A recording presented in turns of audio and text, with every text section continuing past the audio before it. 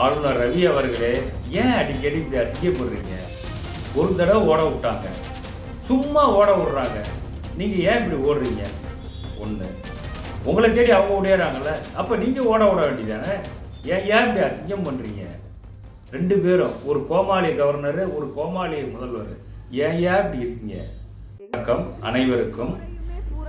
தமிழக சட்டசபை கூட்டத்தொடரிலிருந்து கவர்னர் 5 நிமிஷத்தில் வெளியேறிட்டார். இதை கண்டிச்சு திமுக அங்கங்கே போராட்டம் நடத்துது. குசு விட்டா கூட போராட்டம் நடத்துகிற கூட்டம் அது. பாம்பு போட்டால் கூட அடுத்த செகண்டே போராட்டம் நடத்துகிற கூட்டம்.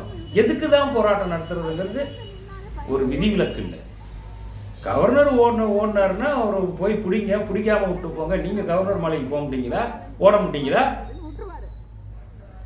ஒன்றும் ஓடாமல் இருக்கணும். நீங்கள் விடிஞ்சேஞ்சா போய் கவர்னருக்கு தான் நிற்கிறீங்க. டீ பார்ட்டினா ஓடுறீங்க. எதுக்கு ஓடுறீங்க? இது ஒரு அரசியல் நாடகம். இதோட நிறுத்திக்கணும். இது எதுக்கு போராட்டம்? போராட்டம் தேவையில்லையே. பல்கலைக்கழக மாணவி மேட்டர்ல இருந்து இதையோ மறைக்கணுங்கிறதுக்காக நீங்க போராடுறீங்க. 10 பத்திரிகையாளர், 10 டிவிக்காரங்க நீங்க விலை கொடுத்து வாங்கி வச்சிருக்கீங்க. இதெல்லாம் ரொம்ப நாள் ஓடாது. அவங்கள கையில் வச்சுக்கிட்டு திடீர்னு போராட்டம். ஏன் எதிர்கட்சிகள்லாம் போராட்டம் நடத்தினா அனுமதி கிடையாது. உங்க போராட்டத்துக்கு மட்டும் எப்படி அனுமதி வருது?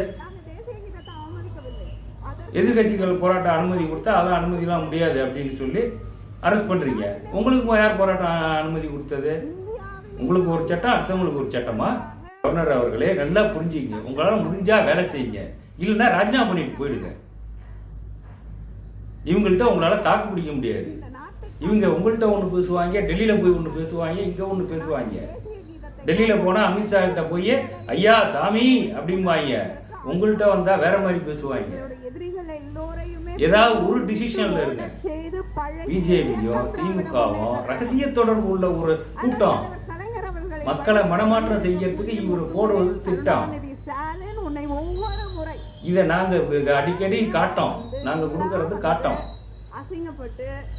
அவமானப்பட்டு கவர்னர் அவர்களே, இனிமேல் அவங்க உங்களை தேடி வந்தாங்கன்னா என்ன பண்ண போறீங்க? இதுக்கு பதில் சொல்லுங்க.